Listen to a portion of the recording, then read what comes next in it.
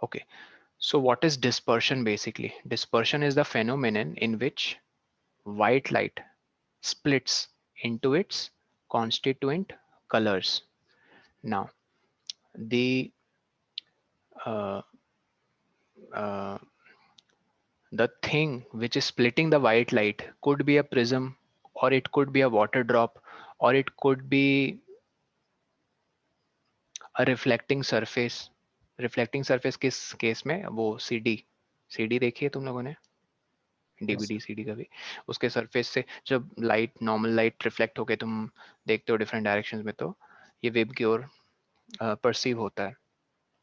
Okay, so first of all question उठता है कि व्हाई दिस स्प्लिट हैपेंस. देखो, इसका एक बहुत बेसिक एक सिंगल लाइन में आंसर है. डिफरेंट वे, किसी को आंसर पता है बाय द वे? हाँ, they are during the raindrops act like prism. मैंने एक क्वेश्चन पूछा है, उस क्वेश्चन को फिर से ध्यान से सुनो. मैंने कहा कि क्यों व्हाइट लाइट स्प्लिट होती है जैसे प्रिज्म के केस में. Can anyone comment on that? White light split होती है बिकॉज डिफरेंट फ्रीक्वेंसीज होती हैं. गुड. हमें ये नहीं बोलना है, हमें ये बोलना है कि वो जो डिफरेंट वेवलेंथ कह लो या frequency, but wavelength word usually use करते हैं. Different wavelength are bend by different amount upon refraction. मैं फिर से रिपीट कर रहा हूँ. ये जो आप पैटर्न देख रहे हो ना विबग्योर का, yes, red colour has the least frequency. तो सॉरी, फ्रीक्वेंसी कह रहा हूँ, हाँ frequency. This has the least frequency but higher wavelength. ये जो एरो देख रहे हो नीचे, ये फ्रीक्वेंसी का है. जैसे जैसे नीचे जाओगे फ्रीक्वेंसी इंक्रीज होगी. बट इसका ठीक ऑपोजिट वर्जन क्या है? जैसे जैसे ऊपर आओगे वेवलेंथ इंक्रीज होगी. तो वेवलेंथ और फ्रीक्वेंसी का बिल्कुल इनवर्स रिलेशन होता है. ठीक है. वेवलेंथ किसी को याद है डेफिनेशन? जैसे एक वेव बनाते थे, ठीक है, तो एक क्रेस्ट से कंसेक्यूटिव क्रेस्ट तक का distance, this is known as the length of this one wave, wavelength. ठीक है. ये yes. वेवलेंथ उतनी ही छोटी हो जाएगी जब फ्रीक्वेंसी बहुत हाई होगी.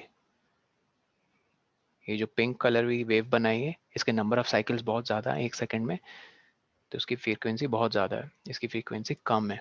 फ्रीक्वेंसी कम है तो देखो वेवलेंथ कितनी ज़्यादा है, और इसकी देखो फ्रीक्वेंसी ज़्यादा है तो वेवलेंथ कितनी कम है. इन इनवर्स का relation. Okay, so I was saying कि देखो, हायर द वेवलेंथ, कौन ज़्यादा बेंड हुई है ये बताओ? कौन सी लाइट ज़्यादा बेंड हुई है? ये वाइट लाइट दिख रही है, एंटर कर रही है, this is the incident beam. Why they are saying beam? Because it is composed of different colors. As it enters at the point A, the different wavelengths get refracted by different amounts. सबसे ज्यादा कौन सी I mean wavelength bend होती है? सबसे ज्यादा किस colour की light bend होती है? वायलेट. देख रहे हो? क्योंकि वायलेट सबसे नीचे आता है स्पेक्ट्रम में. स्पेक्ट्रम किसे कहते हैं? Spectrum is the collection of white light, sorry, collection of the constituents of the white light, or the color band you can say. What is spectrum? The color band, or the collection of all the colors that make, or you can say the colors which constitute the white light. तो violet सबसे नीचे आ रहा है ना. इसका क्या मतलब है? एक्चुअल पाथ सबको दिख रहा है, ये एक्चुअल पाथ है अगर बेंड नहीं होती लाइट. तो वायलेट लास्ट में देखो कुछ ऐसे निकला है. ये ब्लैक लाइन दिख रही होगी सबको. इस ब्लैक लाइन को अगर तुम इससे देखो, मैंने पैरेलल लाइन खींची इसके, ये एंगल दिख रहा है सबको, इसे कहते हैं एंगल ऑफ डिविएशन। क्या कहते हैं इसे? Angle of deviation. डिविएशन का मतलब ही है अपने ओरिजिनल पाथ से भटक जाना, डिविएट हो जाना, राइट? तो अगर प्रिज्म नहीं होता सपोज, तो ये व्हाइट लाइट, जो बीम ऑफ व्हाइट लाइट है, वो ऐसे पास हो जाती, बट एक्चुअली में वो सिर्फ व्हाइट लाइट ही नहीं, उसके कलर्स भी डिफरेंट डिफरेंट अमाउंट्स में स्प्लिट हुए हैं, मतलब सारे कलर स्प्लिट होके अलग अलग एंगल्स में बेंड हुए हैं। और सबसे ज्यादा एंगल्स में कौन बेंड हुआ है? Violet colour. और रेड लाइट को देखो, ये देखो रेड लाइट का फाइनल पाथ ये है, ठीक है, ये है फाइनल पाथ उसका। ओरिजिनली कैसे जाता? ओरिजिनली ये ऐसे जाता, अगर प्रिज्म नहीं होता ऐसे जाता। तो अगर मैं एक पैरेलल लाइन यहाँ पे बनाऊं, तो देखो रेड का डेविएशन एंगल कितना कम है। तो एक फटाफट पॉइंट लिखो कि, लिखो lesser the wavelength,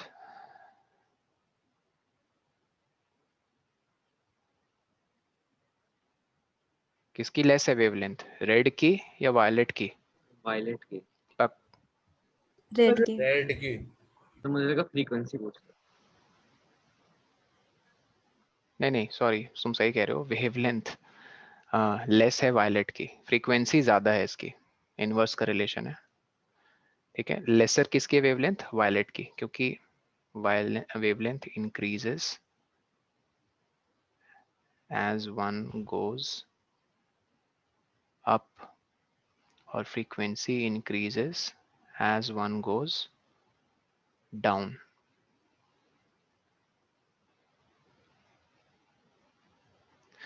तो लेस वेवलेंथ किसकी है? वायलेट की। तो जितनी कम वेवलेंथ होगी वो ज्यादा डिविएट होगी या कम डिविएट होगी? वायलेट ज्यादा हुई थी या ज्यादा रेड? होगी। ज्यादा। तो ये पॉइंट नोट करके लिख लो, इंपॉर्टेंट है। Lesser the wavelength, more will be the refraction. Refraction मतलब समझ ही रहे हो, बेंड, जितना ज्यादा बेंड होगा उतना ज्यादा डिविएशन होगा, ठीक है। और ये जरूर लिख लेना, वेबग्योर वाला pattern with these arrows, frequency and wavelength, ये इंपॉर्टेंट है। ये सब बार बार फिर सेम चीज को नहीं डिस्कस करेंगे, तो प्रॉपर इसका बना लो। Violet to red wavelength decrease होती है, आई मीन सॉरी इंक्रीज होती है, वायलेट टू रेड, लेकिन red to violet frequency increase होती है। तो बताओ, कोई अगर पूछे रेड टू वायलेट वेवलेंथ क्या होती है? रेड टू वायलेट, रेड से वायलेट की तरफ जाओगे, वेवलेंथ क्या होगी? इंक्रीज या डिक्रीज? डिक्रीज। गुड। लेकिन कोई पूछे वायलेट टू रेड जाओगे तो फ्रीक्वेंसी पे क्या असर पड़ेगा? डिक्रीज। डिक्रीज। डिक्रीज। गुड, तो इसको याद रखना। और स्पेक्ट्रम किसे कहते हैं? कलर बैंड और द कलेक्शन ऑफ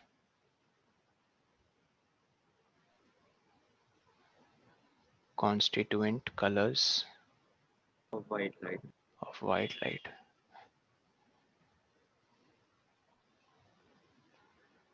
चलो आगे बढ़ते हैं फिर।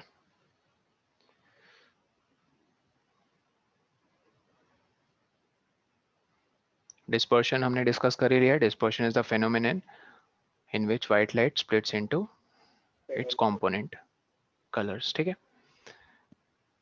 वेबक्योर याद ही है सबको, V से वायलेट, I से इंडिगो, B से ब्लू, G से ग्रीन, Y से येलो, O से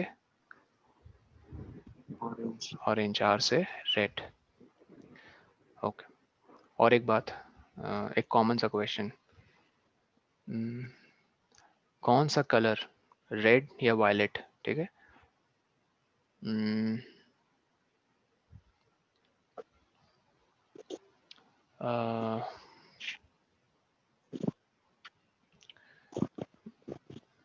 कौन सा कलर ज्यादा डिस्टेंस ट्रैवल करेगा विदाउट गेटिंग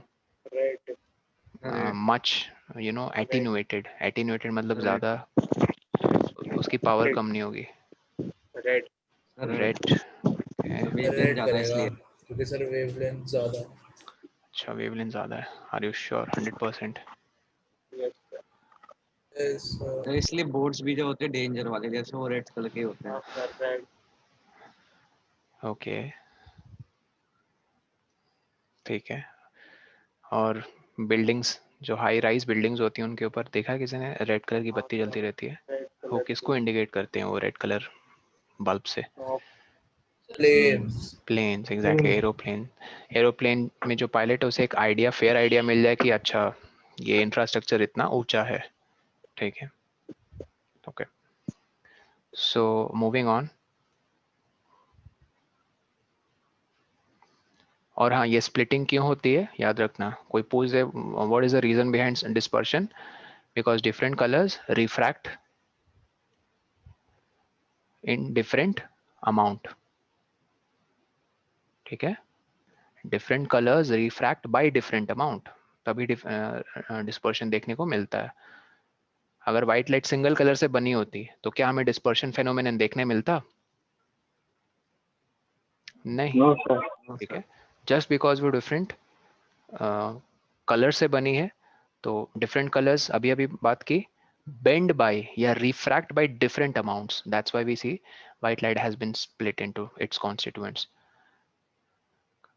ट्रैफिक लाइट्स का भी यही रीजन होता है। ट्रैफिक लाइट्स नहीं, वो कार्स के पीछे जो रेड लाइट लगी रहती है आद्या, विच इंडिकेट्स कि हाँ ड्राइवर ने अभी ब्रेक मारी है, इसलिए वो रीजन होता है, दूर से दिख जाती है रेड लाइट जल्दी। Okay next moving on.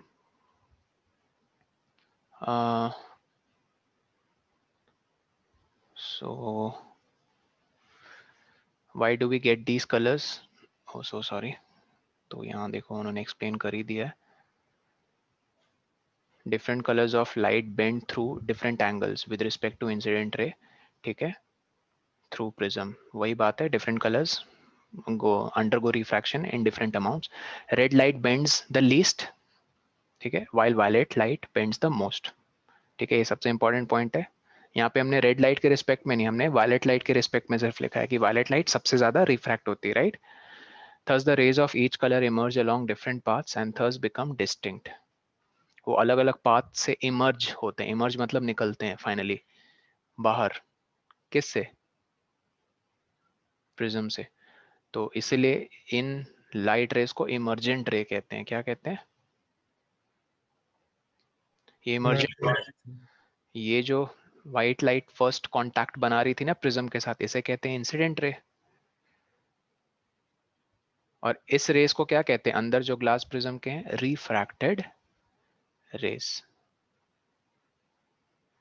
ठीक है। रिफ्रैक्टेड रेस, क्योंकि फर्स्ट टाइम रिफ्रैक्शन कहाँ हुई उनकी? इस पॉइंट पे, मान लो ये पॉइंट ए है, नाम भी दिया है।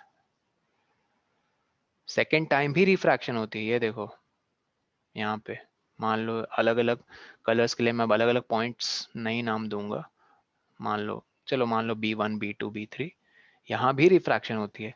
लेकिन इसे इमर्जेंट रेस क्यों? इसे भी तो सर बोलना चाहिए था हमें सेकेंड टाइम रिफ्रैक्टेड रे।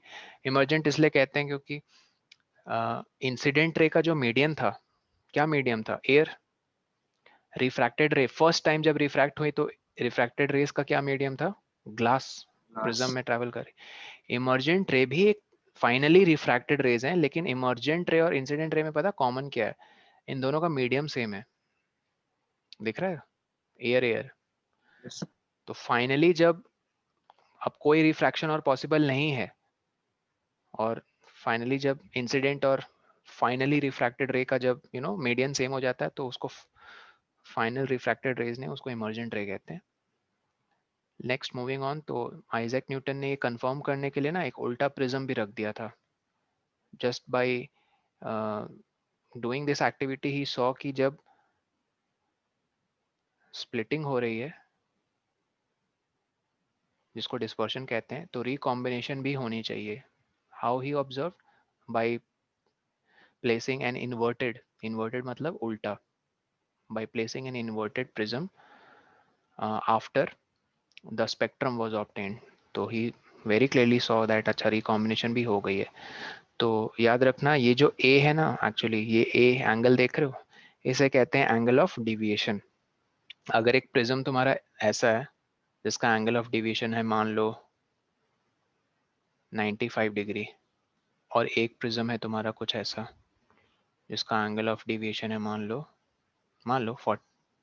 35 डिग्री, ठीक है। तो हाँ, मैं ये कह रहा था स्पेक्ट्रम दोनों में ऑब्टेन होगा, लेकिन ये जो सेकंड प्रिज्म है, कौन सा, बी वाला जो प्रिज्म है, वो ज़्यादा डिविएट नहीं करेगा रेस को, क्योंकि इसका खुद का एंगल ऑफ डिविएशन कम है। ये ज़्यादा डिविएट करके निकालेगा रेस को, ठीक है। ये एंगल ऑफ डिविएशन पे डिपेंड करता है कि लाइट उससे जो पास होगी कितना डिविएट होगी, ओके। चलो फिर आगे बढ़ते हैं। तो इस एक्टिविटी का क्या ऑब्जेक्टिव है? इस एक्टिविटी का ये ऑब्जेक्टिव है कि जब तुम एक आइडेंटिकल प्रिज्म रखो after dispersion has occurred but inverted position पे, देन इट रिकम्बाइंस द, ठीक है, dispersed white light which has dispersed into its spectrum, it recombines it to give back the original beam of light, ठीक है। Moving on, अब देखो applications.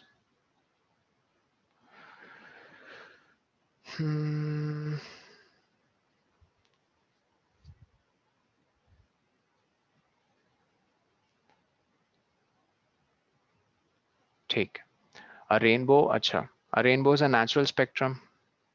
Why natural? Because कोई लोग वो प्रिज्म रेन को ड्रॉप्स यूज नहीं कर रहे हैं। नेचुरली जो रेन ड्रॉप्स सस्पेंडेड हैं, कहाँ पे सस्पेंडेड है? सस्पेंडेड मतलब लटक रहे हैं एयर में। एयर में। सर रेन ड्रॉप्स कहाँ से सस्पेंड होंगे? वो तो भारी होते हैं, नीचे गिर जाएंगे ग्रेविटी के वो मूव एक्शन से। कर रहे नहीं, बहुत माइक्रो मीटर डायमीटर वाले रेन ड्रॉप्स प्रेजेंट होते हैं। कहाँ पे? एटमॉस्फेयर में। माइक्रोमीटर समझते हो? वाटर वेपर की तरह। बहुत छोटा, एग्जैक्टली। वाटर वेपर से भी बड़े होते हैं वो। वाटर वेपर तो प्योर गैस टाइप से। फ्यूमिगेटर का भी सर्च करोगे ना गूगल में, ठीक है। कुल मिला के मैं ये कहना चाह रहा हूँ, वो जो सस्पेंडेड पार्टिकल्स हैं, ठीक है, किसके? रेन ड्रॉप्स के। वो इतने टाइनी होते हैं, ऑलमोस्ट बहुत छोटे, that they act like natural prism and they cause what? Dispersion of sunlight, and this results in the formation of rainbow. And one very important point that you should make note of, rainbow is always formed in a direction opposite to that of the sun, ठीक है। इसका ये मतलब है कि जैसे यहाँ पे देखो इस डायग्राम में, क्या लगता है सन इसके आगे है रेनबो के, इसके पीछे है? पीछे पीछे। पीछे क्या? ये पॉइंट एक बार पढ़ो। A rainbow is always formed in a direction opposite to that of the sun. जहाँ से इमेज ले रहे हैं वहाँ पर ही सर, अपोजिट सर, आगे साइड। इस इमेज में समझ ही नहीं आ रहा। एग्जैक्टली, मैं वही थोड़ा और ऐसे बताता हूँ कि तो डायग्राम बना। नहीं, ये डायग्राम जो बना हुआ है ना, ये वाला, इस डायग्राम में अगर ये सनलाइट की रे ऐसे भी आती ना, तब भी क्या होता? आई मीन रिफ्रैक्शन होता, बेसिकली डिस्पर्शन होता। ऐसे समझ लो कि सनलाइट राइट साइड से आ रही है सर। किस साइड से आ रही है? वो एंगल के हिसाब से आप एंगल लेते हो उसी साइड। मैं समझ, नहीं, एंगल पे उतना डिपेंड नहीं करता है। कोई कुछ कह रहा है क्या? वाइट लाइट, हार्दिक कुछ कह रहा था। सर इसमें सनलाइट ऐसा लग रहा है कि राइट साइड से आ रही है। हाँ, यहाँ पे तो राइट साइड से आ रही है। नहीं, लेफ्ट साइड से, यहाँ से आ रही है। ये लेफ्ट है। स्पोर्ट्स की बात लेफ्ट। करो। किसकी बात? वो जो ऊपर फोटो है सर। अच्छा, फोटो का देखोगे तो यहाँ पे डार्क है ना रीजन। खैर एक्चुअली फोटो से उतना क्लियर नहीं हो रहा है। ऐसे समझ लो, ऑपोजिट से ये कहने का मतलब है वो एक दूसरे को फेस कर रहे हैं। फेस समझते हो ना? जैसे फॉर एग्जांपल यहाँ बीच में एक टेबल है, ये चेयर्स हैं, यहाँ भी एक टेबल है, यहाँ इसके भी चेयर्स हैं। सपोज यहाँ में मैं बैठा हूँ, आई एम सिटिंग हेयर, ठीक है, और यहाँ पे सपोज करो आदित्य बैठा है, सपोज करो आदित्य यहीं बैठा है यहाँ पे। अब when we say we both are sitting opposite to each other, इसके दो मतलब निकलते हैं, ध्यान से सुनना। एक मतलब कि जब हम एक दूसरे को फेस कर रहे हैं, और दूसरा मतलब जब हम एक दूसरे को फेस नहीं कर रहे हैं। ये समझ में आया? अरे भाई मैं इधर देख रहा हूँ, आदित्य इधर देख रहा है। This is also opposite direction में बैठना, this is also opposite direction में बैठना। तो ये जो ऑपोजिट डायरेक्शन कह रहे हैं, इसमें सन और रेनबो एक दूसरे को फेस करते हैं, ठीक है, तभी रेनबो फॉर्मेशन होगी, वरना नहीं होगी। मेरा क्वेश्चन, हाँ सर रेन ड्रॉप्स तो बहुत सारी होती है, पर रेनबो एक ही क्यों फॉर्म होता है? बहुत कई सारे होने चाहिए। Sure, good question. ये इसलिए होता है क्योंकि ऑफ कोर्स एक सर्टेन एंगल पे ये क्या होती है, स्प्लिटिंग ऑफ वाइट लाइट। तो मैंने एक बार दो एक साथ, सर वो कैसे होते हैं? वो सर्टेन एंगल तभी फॉर्म होता है जब जो सन, हाँ हार्दिक मैं बता रहा हूँ, वो सर्टेन एंगल तभी आई मीन बन पाता है जब रेन ड्रॉप्स एक पर्टिकुलर हाइट पे हो। और क्योंकि तुम लोगों ने 10th में अभी अभी पढ़ा ही होगा, ट्रिग्नोमेट्री में वो सवाल बना है, एप्लीकेशन ऑफ ट्रिग्नोमेट्री में, angle of elevation. Yes sir. Yes, बना sir. है ना वो क्वेश्चंस। तो जैसे मान लो 12 बजते हैं तो सन एकदम ऊपर होता है सर के, तो एंगल ऑफ एलिवेशन क्या होगा, 90 डिग्री, Yes. ठीक है। लेकिन मान लो सन जस्ट राइज हुआ है तो एंगल ऑफ एलिवेशन कुछ इंक्लाइंड इस तरह से होगा कि अक्यूट एंगल बनेगा, और जब सेट होने वाला होगा वो तो ऑपोजिट डायरेक्शन में अक्यूट बनेगा। तो मैं कहना ये चाह रहा हूँ कि ये सर्टन, ठीक है, सर्टन ड्रॉपलेट्स ही क्यों फॉर्म करते हैं रेनबो, क्योंकि it all depends on the angle with which the sunlight is entering the rain drop, and that depends on the height of the raindrop and the angle of elevation, that's why। तो दो दो भी बन जाएंगे देखते हुए rainbow. पूरा खेल एंगल का है, याद रखना, क्योंकि एंगल याद रखना वो किसके रिस्पेक्ट में बनता है, it's always with respect to normal. ये पॉइंट दिख रहा है सबको, ए।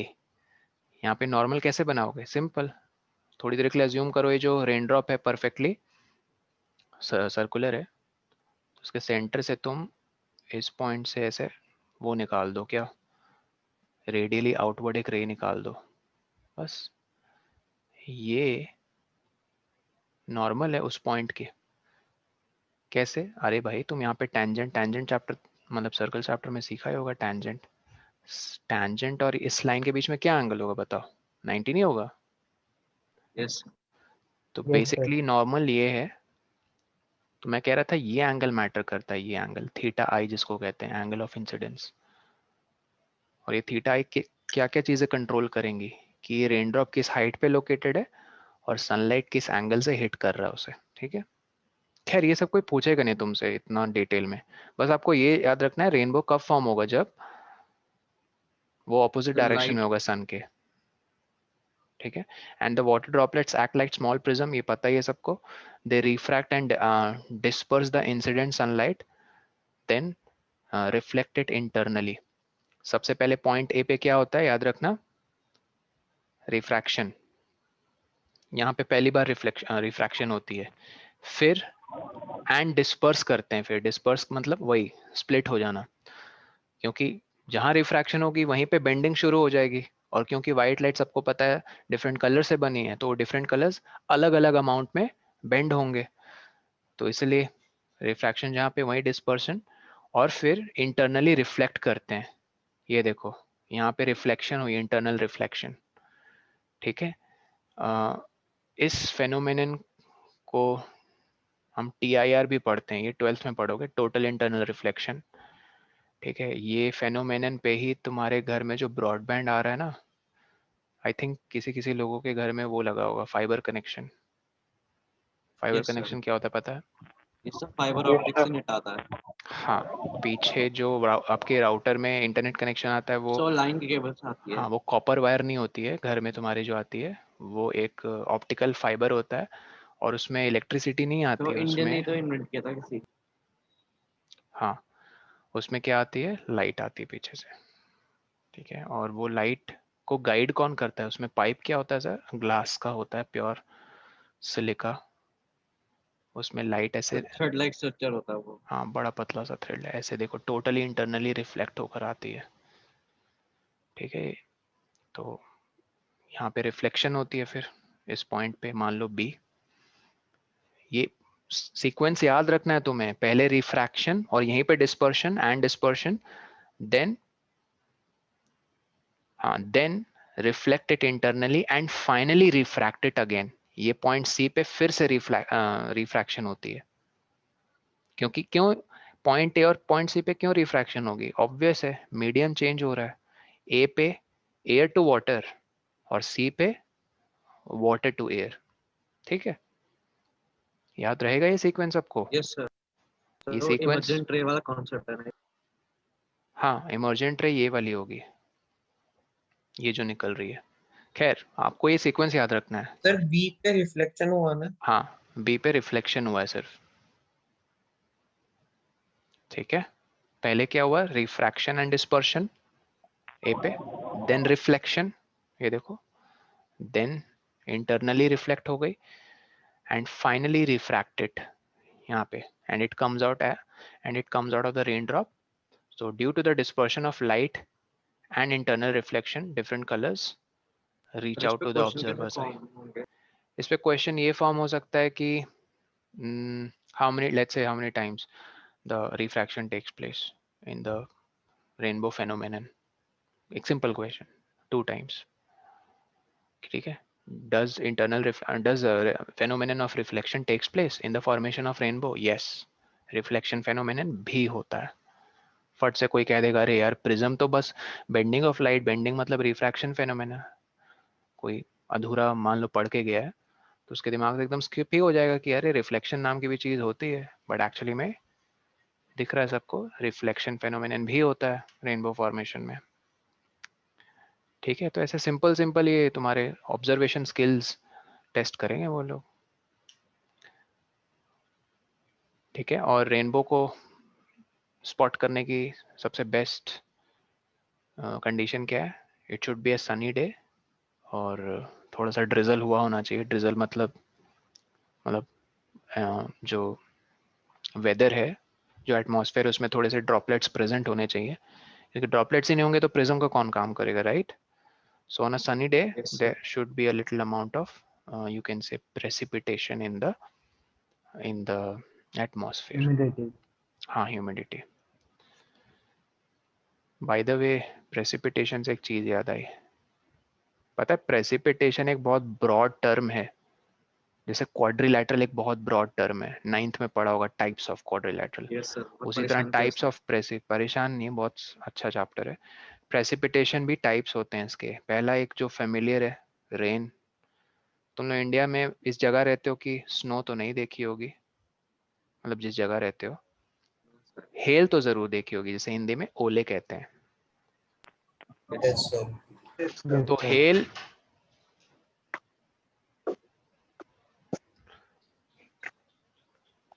हेल प्रेसिपिटेशन है, स्नो भी एक काइंड ऑफ प्रेसिपिटेशन है, रेन भी एक प्रेसिपिटेशन है, ठीक है।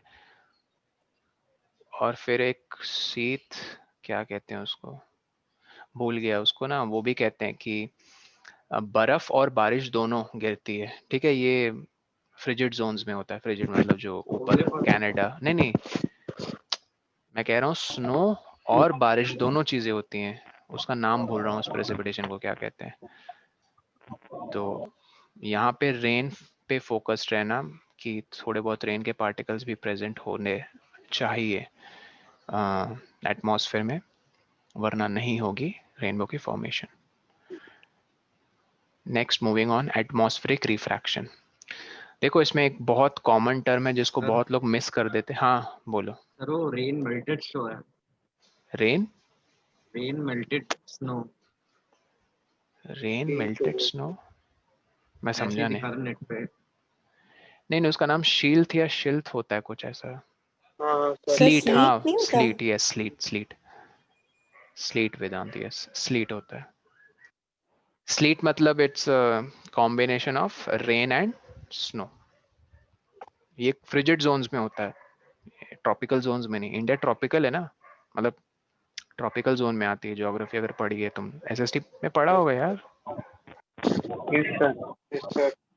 ट्रॉपिकल एंड सब ट्रॉपिकल। एग्जैक्टली तो आते हैं फिर इसमें एटमॉस्फेरिक रिफ्रैक्शन। इसमें बहुत एक अंडर एस्टिमेटेड वर्ड होता है, इसको बहुत हल्के में ले लेते हैं सब लोग।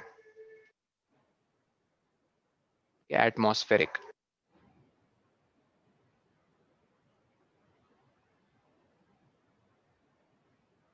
Layer, it is a layer of air.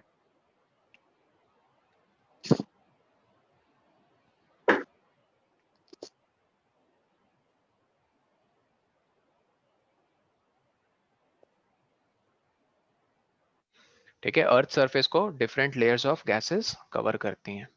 Okay, तुम इमेजिन कर सकते हो कितना टोटल मास होता होगा एटमॉस्फेयर का अलोन। कभी गूगल में सर्च करके देखना, 10 की पावर कुछ 20 टाइप, नहीं 20 नहीं 12 टाइप से आता है।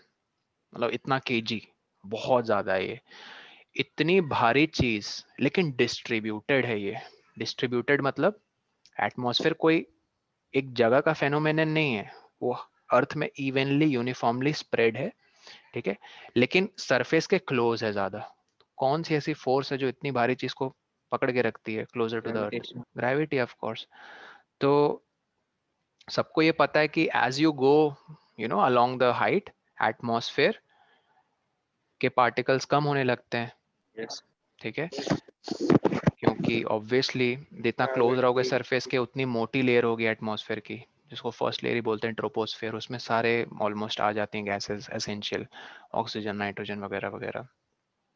मूविंग ऑन, तो एटमॉस्फेयर में रिफ्रैक्शन कैसे होती है? देखो, सनलाइट जो एंटर करती ना अर्थ पे, इस पैराग्राफ को पहले पढ़ते हैं। अपेरेंट रैंडम वेवरिंग और फ्लिकरिंग ऑफ ऑब्जेक्ट। कौन से ऑब्जेक्ट्स की बात हो रही है? ठीक है, कोई Air. भी ल्यूमिनेंट, नहीं एयर नहीं, ल्यूमिनस ऑब्जेक्ट। दूर में मान लो आग जल रही है, या कोई ल्यूमिनस ऑब्जेक्ट है। ल्यूमिनस ऑब्जेक्ट मतलब जिसकी खुद की लाइट होती है। तो हम देखते हैं कि दूर में वो ल्यूमिनस ऑब्जेक्ट्स फ्लिकर हो रहे हैं। फ्लिकरिंग समझते हो? Yes sir, sir blink blink type होता हाँ, मतलब जलना बुझना, जलना बुझना, है। यस। इसको कहते हैं फ्लिकरिंग। वेवरिंग ये अलग चीज है। वेवरिंग मतलब, वेव की तरह है। चलो सर हिंदी, जैसे वो हाँ जैसे फायर फायर जैसे फायर जलाते हैं तो सर वो फ्लेम्स की तरह ऐसे निकल। हाँ, वो सर ऐसे से फ्लेम के वेव ऊपर करती है बेसिकली, वेव, हाँ यस सर, वेव पैटर्न बनाती है ना। Yes sir. हिंदी में फ्लिकर को ऐसे याद रख सकते हो, टिमटिमाना सुना होगा कभी, टिम टिम करते हैं ना सितारे।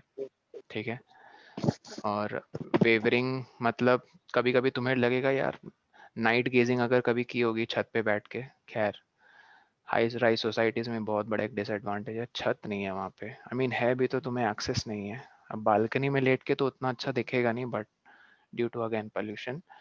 बट विलेज एरियाज में चले जाओ, बहुत क्लियर स्काई होता है, और स्टार गेजिंग करोगे रात में कभी, तो तुम्हें ये दिख जाएगा कि स्टार एक पर्टिकुलर पॉइंट पे फिक्स्ड नहीं है। वो तुम्हें लगेगा थोड़ा सा इधर उधर हिल रहा डुल रहा है। और ये हिलना डुलना क्यों होता है? ड्यू टू, ठीक है, एटमॉस्फेयर। क्यों? देखो, air just above the fire becomes hotter then air further up. यहाँ पे सपोज आग जल रही है, ये कुछ लकड़ियां हैं, ये आग की लपटें हैं। ठीक है, ऑब्वियसली इस पॉइंट पे जो एयर होगी ग्रीन पॉइंट पे, और इस पॉइंट पे जो एयर होगी बी पॉइंट पे, ए पॉइंट वाली एयर ज्यादा हॉट होगी। जितनी ज्यादा हॉट होगी एयर, बताओ उसकी डेंसिटी कैसी होगी? कम होगी या ज्यादा होगी? हॉट ऑब्जेक्ट्स की डेंसिटी, डेंसिटी मतलब amount of mass per unit volume. मतलब डेंसिटी ऐसे समझ लो, लो डेंसिटी मतलब हल्की, हाई डेंसिटी मतलब भारी। तो ए पॉइंट वाली एयर क्या होगी, हल्की होगी या भारी होगी? हल्की होगी। Hot air rises up. Low density होगी, गुड, इसलिए तो वो राइज हो जाएगी ऊपर। और बी वाली हाई डेंसिटी होगी। तो तुम खुद बताओ जिस मीडियम की, बी कहाँ है? सोच के बोल, बी ऊपर है ये थोड़ा सा डायग्राम है कुछ इस तरह से, तो सोच के बताना। जो लो डेंस मीडियम है, लाइट उसमें ज्यादा स्पीड ट्रैवल करेगी या हाई डेंस मीडियम में ज्यादा ट्रैवल करेगी स्पीड? लो। एग्जैक्टली, लो डेंस में ज्यादा स्पीड ट्रैवल करेगी। जैसे जैसे डेंसिटी बढ़ेगी लाइट की स्पीड उतनी कम हो जाएगी। जैसे ग्लास और एयर, कौन ज्यादा डेंस है? ऑप्टिकली डेंस ग्लास है, एयर उस में बहुत कम डेंसिटी है, मतलब एयर ग्लास के मुकाबले बहुत कम डेंस है ऑप्टिकली। तो स्पीड किसमें? इसलिए वैक्यूम में सबसे ज्यादा स्पीड होती है। एग्जैक्टली, क्योंकि वैक्यूम में तो पार्टिकल्स है ही नहीं, डेंसिटी ऑलमोस्ट जीरो है। ये बात समझ में आई? ये जो मैं कहना चाह रहा था कि लेस डेंस और हाई डेंस क्या है, तो जो हॉट एयर होती है वो लेस डेंस होती है, और जो कूल एयर होती है उसके ऊपर वो ज्यादा डेंस होती है। तो ये डेंसिटी में जो चेंज आया, तुम्हें नहीं लगता इससे रिफ्रैक्शन फेनोमेनन होगा? रिफ्रैक्शन है क्या? When light enters from one medium to another medium, और एक मीडियम और दूसरे मीडियम को कौन कौन सी प्रॉपर्टी मीडियम की डिफरेंशिएट करती है? डेंसिटी। डेंसिटी। ऐसी वैसी डेंसिटी नहीं, ऑप्टिकल डेंसिटी कहते हैं उसे, ठीक है? ऑप्टिकल वर्ड जरूरी है। ऑप्टिकल वर्ड ये बताता है कि light is able to pass through, ठीक है? सो हाँ, so it has refractive index slightly less than that of the cooler air, ठीक है? मैं फिर से रिपीट कर देता हूँ, रिफ्रैक्टिव इंडेक्स को देखो कैसे रिलेट कर रहे हैं। जल्दी बताओ, वैक्यूम का रिफ्रैक्टिव इंडेक्स क्या है, अगर किसी को याद है तो? 0। 1। एयर का है 1.003, एनसीईआरटी में टेबल बना है, देख लेना। ग्लास का इसको है याद करना कुछ पड़ेगा। वैल्यूज याद रखो यार, वैक्यूम 1 है, ये तो आइडियल है, इसी के रिस्पेक्ट में सब कुछ कंपेयर करते हैं, ठीक है? एयर का देखो ज्यादा है 0.003, ग्लास का कुछ और है। मान लो एक तरह का ग्लास भी आता है जिसका 2 पॉइंट कुछ कुछ होता है। तो एक चीज राउंड गौर ग्लास। करो, हाँ कुछ है ग्लास, मुझे नाम एग्जैक्टली याद नहीं आ रहा है। जैसे जैसे ऑप्टिकल डेंसिटी बढ़ती है रिफ्रैक्टिव इंडेक्स भी बढ़ रहा है। तो रिफ्रैक्टिव इंडेक्स क्या इंडिकेट करता है सर? 1 मार्क के लिए ऑब्जेक्टिव टाइप बोर्ड में क्वेश्चन आ गया, बेंड हो जाती है। हाँ ज्यादा बेंड होगी, 1 मार्क के लिए ऑब्जेक्टिव में मान लो क्वेश्चन आ गया, more the refractive index of a medium, ठीक है, dash is the velocity of light travelling in it. Option सुनना, less, more, equal, none of these. जितना ज्यादा रिफ्रैक्टिव इंडेक्स होगा, dash will be the velocity of light travelling through it, more, less, less. Equal या less. None of these, yes. Less. ठीक है? Less, ज्यादा refractive index कम होगी speed, कम होगा refractive index ज्यादा होगी स्पीड ऑफ लाइट। सबसे कम किसका रिफ्रैक्टिव इंडेक्स? वैक्यूम। हाँ जो हमें स्पीड बताई जाती है लाइट की, वो वैक्यूम के पर्सपेक्टिव बताई जाती है। हाँ, ठीक है। रिफ्रैक्टिव इंडेक्स का फॉर्मूला ये होता है, क्या होता है? n is equal to velocity of light in vacuum divided by, नीचे गैस करो क्या होता होगा velocity of light in, complete करो sentence, velocity of light in object. In the another, ऐसे लिख लो, मीडियम। दूसरे हाँ प्लेन इन में। A medium. तुम यहाँ कोई भी मीडियम रख सकते हो, ग्लास, एयर, कोई भी, मतलब जो लाइट को अपने थ्रू ऑफ कोर्स अलाउ करे। पहली बात, स्टोन, सर वॉल, एन ये सब क्या नहीं है? रख सकते हो। हाँ क्या कह रहे हो? सर ये एन क्या एन ही तो है रिफ्रैक्टिव इंडेक्स। है सर?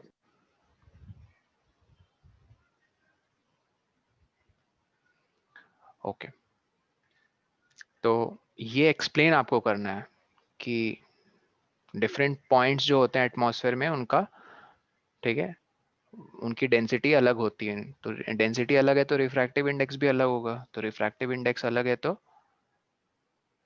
रिफ्रैक्शन होगा, क्योंकि रिफ्रैक्शन का मतलब ही क्या है?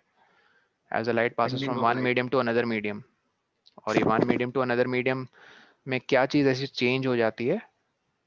रिफ्रैक्टिव इंडेक्स चेंज हो जाता है उनका, डेंसिटी। ठीक है, तो आगे बढ़ते हैं। तो इससे देखो होता क्या है, फिजिकल कंडीशन ऑफ द, ये देखो, physical conditions of the refracting medium are not stationary.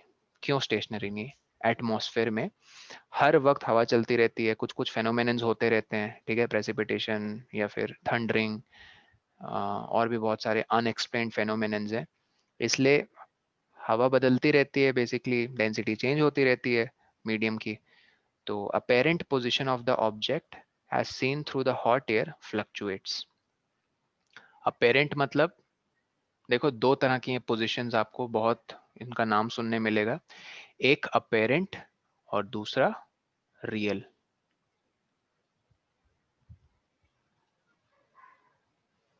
या फिर ट्रू, सॉरी ये वर्ड्स नहीं यूज करते हैं एनसीईआरटी में, वो एक्चुअल वर्ड यूज करते हैं।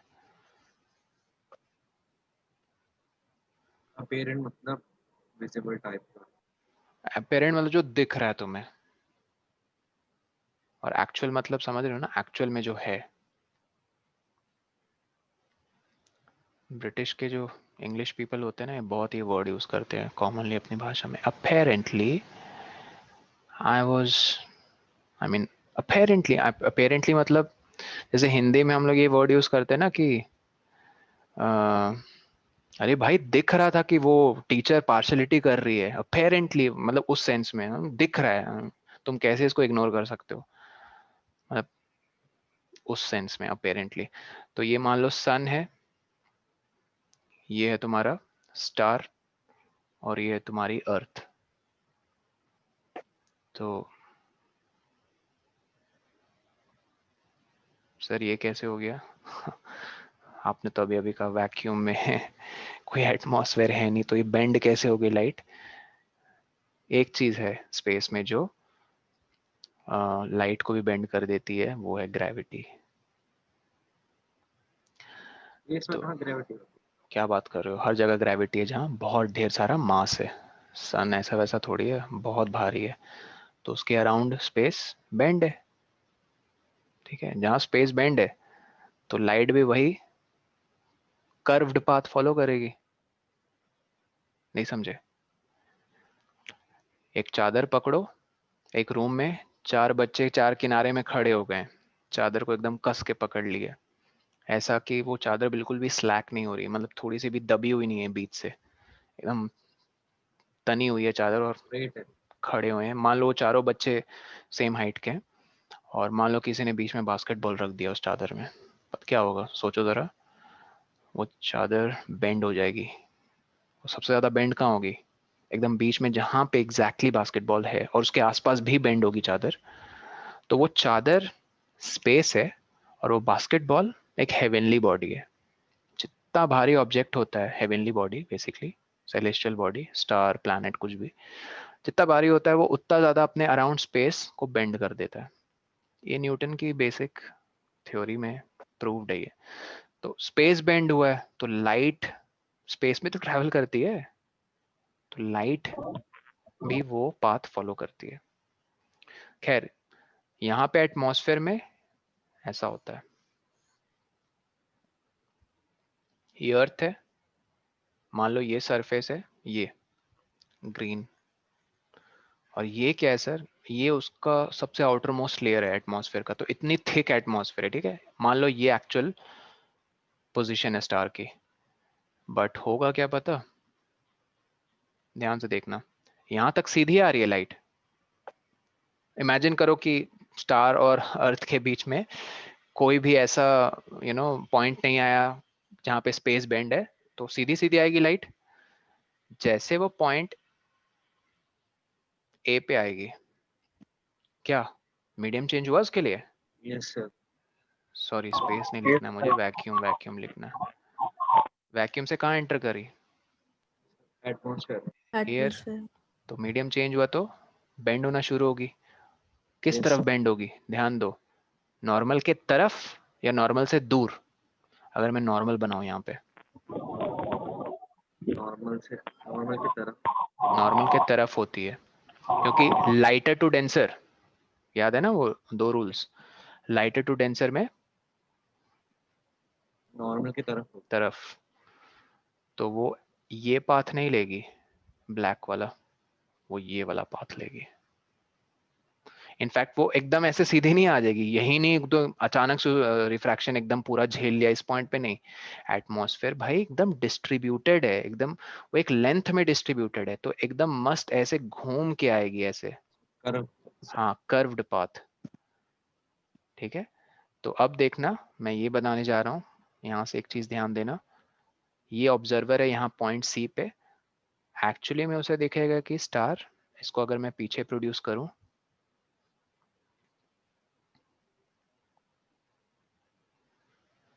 इसे कहते हैं अपेरेंट पोजीशन। समझे?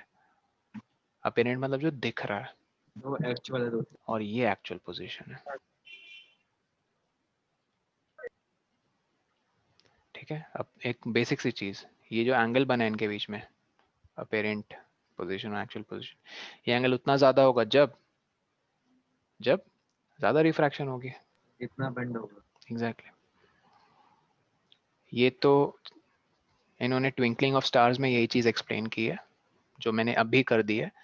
बट ये जो एटमॉस्फेरिक रिफ्रैक्शन में कहना चाह रहे थे, उसमें कुल मिला के यही चीज फॉलो होती है। याद रखना इसका बेसिक स्टेटमेंट क्या एटमॉस्फेरिक रिफ्रैक्शन का, since the atmosphere of the earth or of the planet is not stable at every point, it keeps on fluctuating, so therefore the phenomenon of refraction, ठीक है, persists, and light coming from a luminous source or some object reaching to the observer bends, and what are the observations? Flickering of objects, ठीक है, जैसे twinkling of stars होती है, wavering of objects वही fire के case में। तो this wavering is thus an effect of atmospheric refraction, and on a small scale in our local environment. The twinkling of star is similar phenomenon on a much larger scale. ठीक है, ये क्यों दिखा रहे refractive index is increasing? क्योंकि अर्थ में जैसे से एंटर कर रही है, अर्थ में जैसे से एंटर कर रही है, ज्यादा डेंस मीडियम में घुस रही है ना लाइट। यस। ठीक है, तो इसे एक बार रीड कर लेना, ये बहुत आसान है। ठीक है, twinkling of a star is due to atmospheric refraction of starlight, and the starlight on entering the earth atmosphere undergoes refraction continuously। बहुत इंपॉर्टेंट वर्ड है, इस पे बोर्ड पे मान लो एक सवाल बन गया कि as soon as the light enters the atmosphere it refracts, ठीक है, almost completely। is it true या false? no, false. ये रिफ्रैक्शन का फेनोमेनन कॉन्टिन्यूसली होते रहता है throughout the atmosphere width, जो भी उसकी हाइट है पूरे एटमॉस्फेयर की, before it reaches the earth surface पे, जब तक रीच नहीं कर जाती है। तो atmospheric refraction occurs in a medium of gradually changing refractive index. तो और एक चीज याद रखना, ग्रेजुअली चेंजिंग मतलब ये सरफेस है और ये है पूरा एटमॉस्फेयर, इतनी हाइट एटमॉस्फेयर की, D1 D2 D3 D4 ये पॉइंट्स हैं। किस पॉइंट पे ज्यादा रिफ्रैक्टिव इंडेक्स होगा जल्दी बताओ, कॉमन सेंस। D4। D4 का क्यों? वो ज्यादा क्योंकि डेंस। प्रेशर है। हाँ, एयर एट लोअर डेप्थ्स और lower less heights are more dense. जैसे जैसे हाइट बढ़ेगी तो ठीक है डेंसिटी ऑफ एयर कम होगी, डेंसिटी कम होगी तो लेस रिफ्रैक्टिव इंडेक्स या लेस डेंस कह लो, यहाँ पे मोस्ट या हाई रिफ्रैक्टिव इंडेक्स। ठीक है, तो इसलिए वो कह रहे ग्रेजुअली चेंज होता है रिफ्रैक्टिव इंडेक्स। कैसे चेंज होता है इसका भी याद रखना, लो टू हाई या हाई टू लो। लाइट ऐसे एंटर कर रही है ट्विंकलिंग ऑफ स्टार्स के केस में, तो बताओ refractive index low to high जा रहा है या high to low? Low to. Good, low to high. फिर सर ये सिंस तो आपने पॉइंट बताया, पर इन हर पॉइंट पे सर ये रिफ्लेक्शन होता है। हर पॉइंट पे रिफ्रैक्शन होता है अलोंग द एंटायर, ये यहाँ से लेके यहाँ तक का पूरा जो डिस्टेंस है हर पॉइंट पे होता है। ठीक है, ये डिस्ट्रीब्यूटेड फेनोमेनन है। ठीक है, okay sir. Next, since the atmosphere bends starlight towards the normal, towards क्यों, आई थिंक ये रीजन पता ही है, towards इसलिए क्योंकि rarer to denser, the apparent position of the star is slightly different from its actual position, ठीक है। The star appears slightly higher than its actual position when viewed near the horizon. Horizon मतलब ये अर्थ है, horizon मतलब horizon के ठीक उस point पे अगर है कोई ल्यूमिनस ऑब्जेक्ट, होराइजन के ठीक उस पॉइंट पे होने से हम कहते हैं कि object is just about to either vanish और जस्ट अपीयर। वैनिश कब होगा, जब वो चीज सेट होने वाली है। अपीयर कब होने वाला, जब वो राइज होने वाली है। सन के केस में फिर हम कह देते हैं सनसेट या सनराइज। तो अगर कोई चीज होराइजन के ऊपर है तो हमें वो दिखेगी, है ना, और होराइजन के नीचे तो नहीं दिखेगी। तो ये कह रहे हैं कि स्टार अपीयर स्लाइटली हायर, ठीक है, then its actual position when viewed near horizon. मान लो ये पॉइंट है, ये जो मैंने पॉइंट लिया नियर होराइजन, पॉइंट ए मान लो, यहां से जब लाइट सीधी सीधी आई वो ऐसे बेंड हो गई टुवर्ड्स द नॉर्मल, तो ये ऑब्जर्वर है तुम्हारा ओ पे, तो अब इसको पीछे प्रोड्यूस करोगे तो देखो एक्चुअल पोजीशन और अपेरेंट पोजीशन, किस पोजीशन पे ऑब्जेक्ट उसकी हाइट ज्यादा है, एक्चुअल पे या अपेरेंट पे। एक्चुअली तो वो होराइजन के नियर है, और पेरेंट कहाँ बन रही है, स्लाइटली हायर ना, Yes. वही कहना चाह रहे हैं। Further this apparent position of the star is not stationary, ठीक है, but keeps on changing slightly since the physical condition of the earth atmosphere are not stationary. ये भी कंडीशन स्टेशनरी होनी होती है, वेवर करते रहती है, क्योंकि एटमॉस्फेरिक कंडीशंस भी फ्लक्चुएट करती रहती हैं, ठीक है। एक चीज नोट करो, ये बहुत इंपॉर्टेंट सेंटेंस है, कुछ ना समझ में आए तो ये जरूर बोर्ड में लिख के आना। लिखो, ड्यू टू टर्बुलेंस ऑफ, बता रहा हूँ टर्बुलेंस क्या है, ड्यू टू टर्बुलेंस ऑफ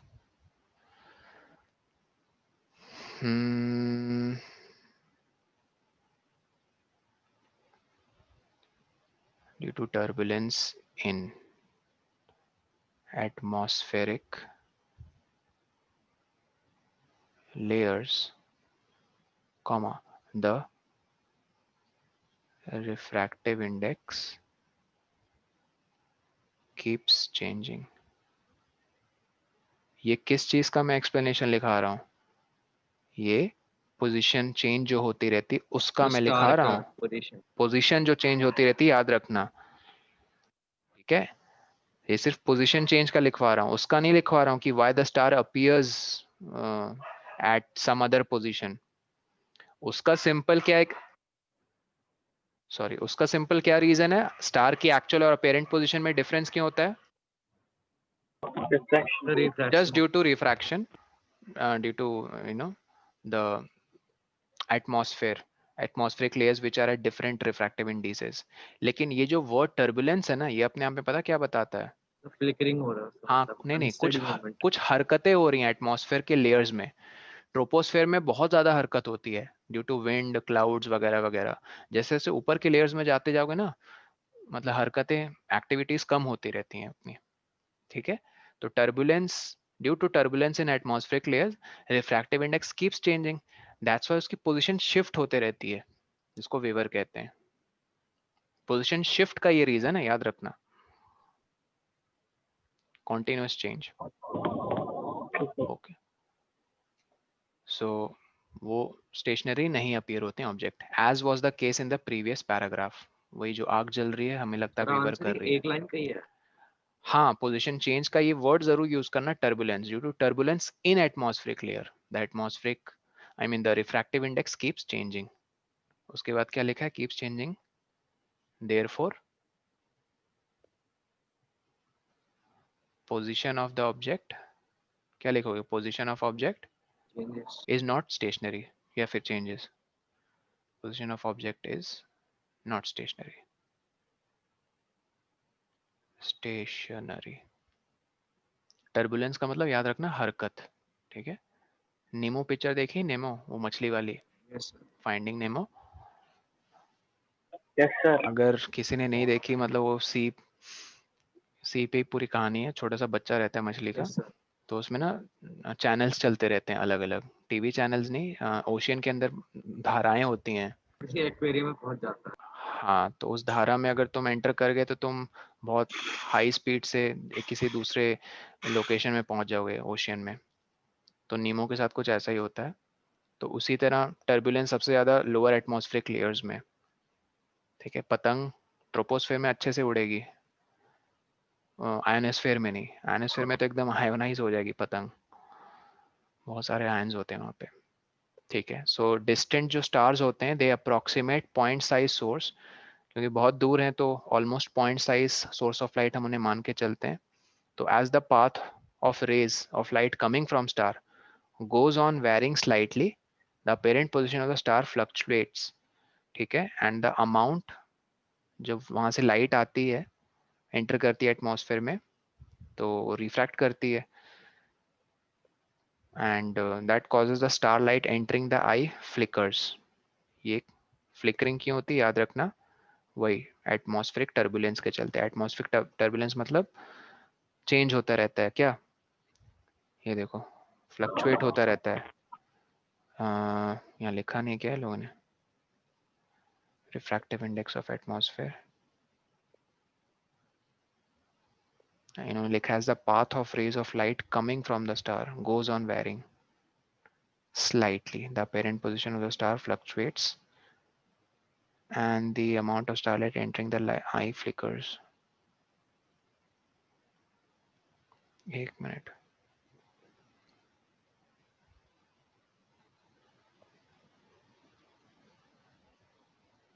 हाँ श्योर।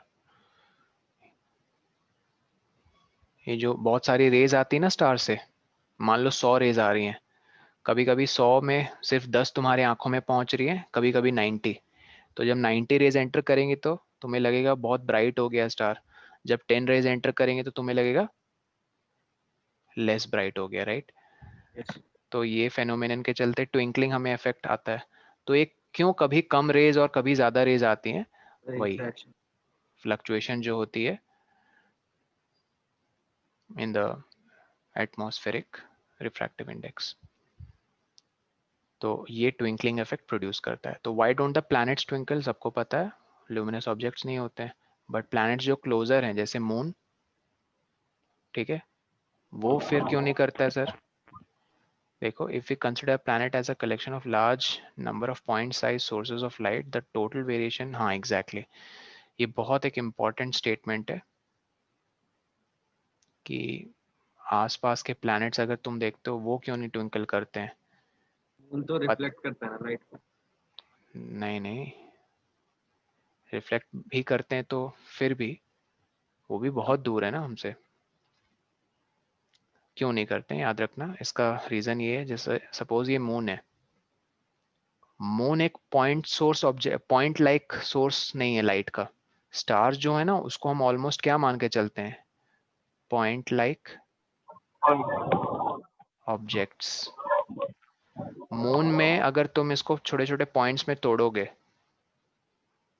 ठीक है, यहाँ लिखा है साफ, if we consider a planet as a collection of large number of point sized source of light, ठीक है, बहुत छोटे छोटे पॉइंट्स की तरह अगर तुम तोड़ के इसको थोड़ी देर के लिए विजुअलाइज करोगे, तो total variation of the amount of light entering our eye, मान लो इस पूरे मून से 1000 लाइट रेज आ रही हैं, ठीक है, लेकिन वो कम और ज्यादा इतना डिफरेंस नहीं प्रोड्यूस करेगा। मतलब स्टार्स के केस में मैंने क्या बताया था, मान लो 100 लाइट रेज आ रही हैं, कभी 10 तुम्हारे आंखों में पहुंच रही हैं और कभी 90, देखो डिफरेंस कितना ज्यादा है, तभी वेरिएशन तुम्हें फील होता है कि हाँ ट्विंकल कर रहे हैं स्टार्स।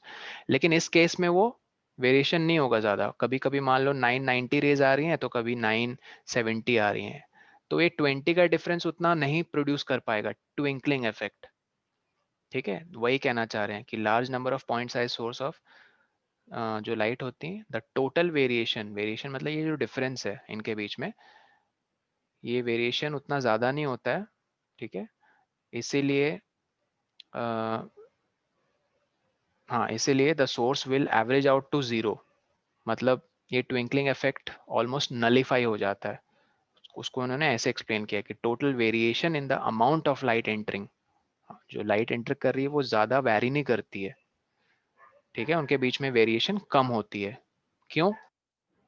इसका रीजन यही है कि ये जो प्लैनेट्स नियर बाय है वो वो पॉइंट क्लोज लाइक है। ऑब्जेक्ट्स नहीं होते हैं, हम उनको क्या मान के चलते हैं, large number of point size sources of light. Okay, ठीक है, ये खुद से पढ़ना एक बार, आज इसमें टाइम थोड़ा निकल गया।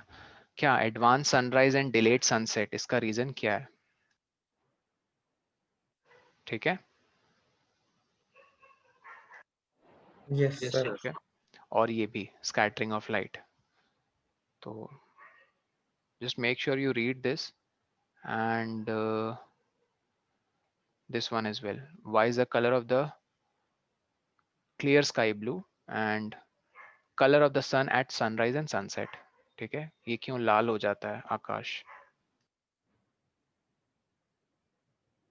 And yes, Tyndall effect also. तो basically scattering of light में just go through it once, just read it once. वैसे explain तो मैं करूँगा लाइट नेक्स्ट आप आई मीन नेक्स्ट क्लास में। ओके, कोई डाउट जाने से पहले? मेरा एक जनरल डाउट, हाँ पूछो।